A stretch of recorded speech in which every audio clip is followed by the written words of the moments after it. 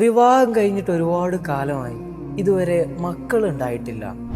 ഹസനുൽ ബസരി റളിയല്ലാഹു അൻഹുവിൻ്റെ അടുത്തേക്ക് വന്നിട്ട് ഒരാൾ തൻ്റെ വിഷമം പറയാണ്. ഗുരു ആ മനുഷ്യനെ ചേർത്ത് പിടിച്ചിട്ട് പറയുന്നു, നിങ്ങൾ ഒരുപാട് ഇസ്തിഗ്ഫാർ ചെല്ലുക, അള്ളാഹു നിങ്ങൾക്ക് മക്കളെ തരും. അയാൾ പോയ ഉടനെ മറ്റൊരാൾ കൂടെ അദ്ദേഹത്തിൻ്റെ അടുത്തേക്ക് വരുന്നുണ്ട്.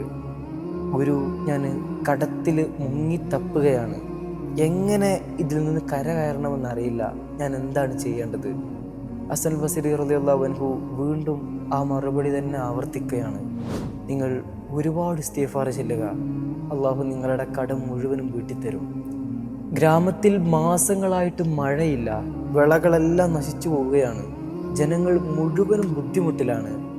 അടുത്തതായി കയറി വന്ന ഒരാളുടെ പരാതിയായിരുന്നു അത്.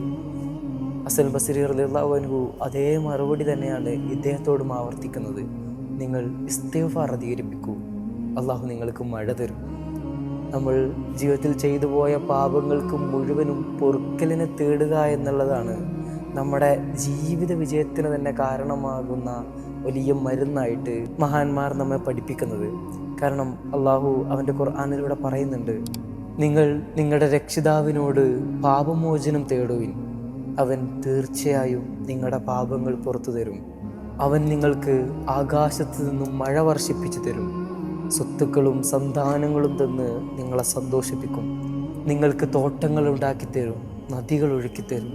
നമ്മുടെ ജീവിതത്തിലെ എല്ലാ പ്രശ്നങ്ങൾക്കുമുള്ള പരിഹാരം നമ്മുടെ പാപമോചനത്തിലാണ് കിടക്കുന്നത് എന്ന് അള്ളാഹു തന്നെ നമുക്ക് പറഞ്ഞു തരികയാണ്.